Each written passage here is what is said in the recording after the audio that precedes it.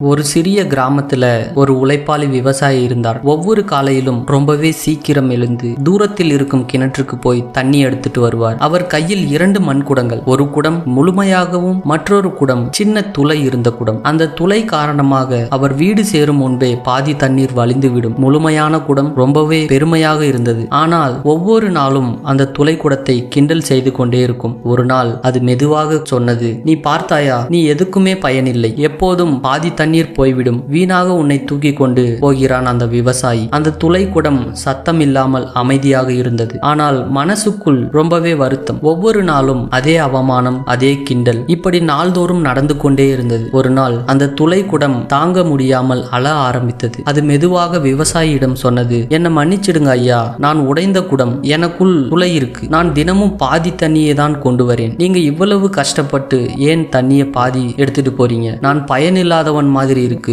மன்னிச்சிடுங்க" என்று கூறியது. விவசாயி சிரித்து கொண்டே மெதுவாக சொன்னார், "அதுக்காக தான் நீ வருந்துகிறாயா? கவலைப்படாதே, நாளைக்கு உனக்கு ஒரு விஷயம் காட்டுகிறேன். அப்போது நீ இனிமேல் உன்னை ஒருபோதும் பயனில்லாதவனாக நினைக்க மாட்டாய்." அடுத்த நாள் வழக்கம் போல 2 குடங்களையும் தூக்கி கொண்டு கிணற்றுக்கு போனார். தண்ணீர் எடுத்துக்கொண்டு வீடு திரும்பும் போது அவர் மெதுவாக சொன்னார், "இன்று உன் பக்கம் சாலையில் பார்த்துக்கொள்." அந்த துளை குடம் கீழே பார்த்தது. அதுக்கோ அதிர்ச்சி. அது வரும் பக்கம் முழுக்க அழகான பூக்கள் பூத்திருந்தது. சிவப்பு, மஞ்சள், ரோஜா நிறங்கள் எல்லாம் காற்றில் ஆடியது. அதுக்குள்ளே சில நாட்களுக்கு பிறகு அந்த குடம் சின்ன சிரிப்பு விட்டது. ஆனால் வீடு வந்ததும் மீண்டும் பாதி தண்ணி போயிருக்கும் என்பதை பார்த்ததும் மனது தளர்ந்து அது மெதுவாக சொன்னது, "அந்த பூக்கள் அழகா இருந்துச்சு, ஆனால் நான் இன்னும் உங்களுக்கு முழு தண்ணி கொண்டு வர முடியவில்லையே." விவசாயி சிரித்து கொண்டே குடத்தை தரையில் வைத்தார். மெதுவாக சொன்னார், "இல்லை, நீ இன்னும் புரிந்து கொள்ளவில்லை. நீ பார்த்தாயா, பூக்கள் இருந்தது உன் பக்கம்தான், மற்ற குடத்தின் பக்கம் அல்ல. ஏனென்றால் நான் உன் துளை தெரிஞ்சிருந்தேன். அதனால் பல மாதத்திற்கு முன்னாடியே